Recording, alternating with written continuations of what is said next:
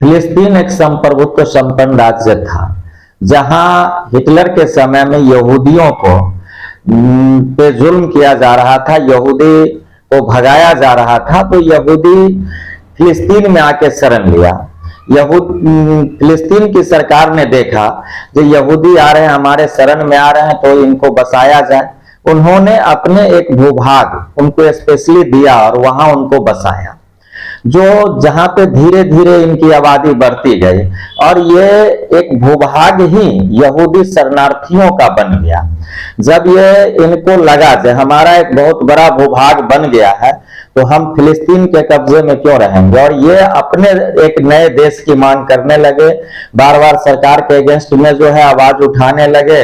वो फिलिस्तीन को हमेशा जो है अस्थिर करने की कोशिश करने लगे।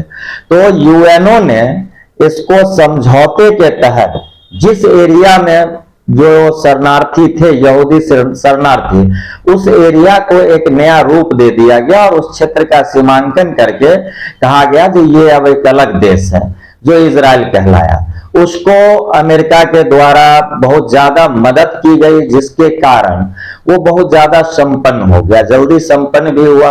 अत्याधुनिक हथियार उसको दिए गए और वो बार बार कोशिश करने लगा जो पूरे फिलिस्तीन पे हमारा कब्जा हो।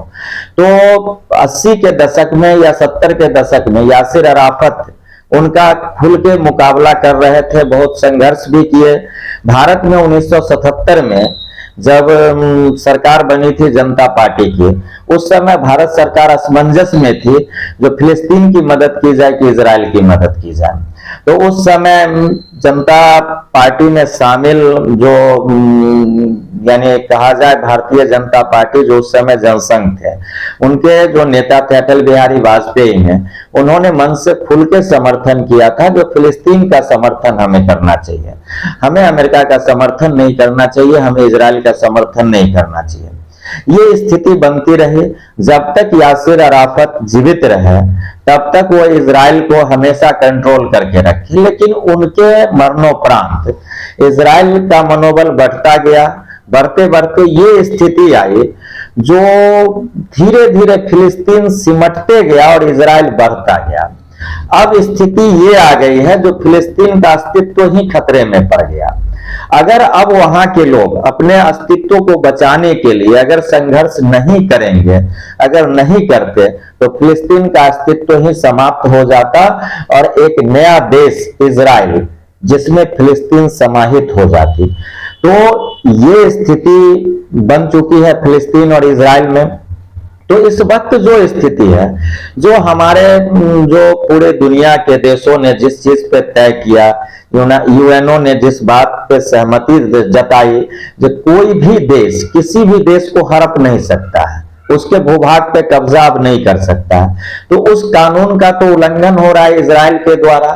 तो पूरी दुनिया को चाहिए जो इजराइल के खिलाफ आवाज उठाए। लेकिन कुछ विकसित राष्ट्र जो हैं, जो यूएनओ पे हमेशा अपना वर्चस्व कायम रखते हैं, दबाव बनाते हैं, ऐसे देश इजराइल के साथ खड़ी नजर आ रही है। कुछ दिन पहले भारत के प्रधानमंत्री बोले जो इजराइल की मदद करनी चाहिए। अब ये बात फिर वही 1977 वाली हो गई। ये भारतीय जनता पार्टी से आते हैं और भारतीय जनता पार्टी के जो वरिष्ठ नेता श्री अटल बिहारी वाजपेयी थे, उनके कथन को भी इनको याद करना चाहिए, ये कहने से पहले जो हमें इजराइल की मदद करनी चाहिए।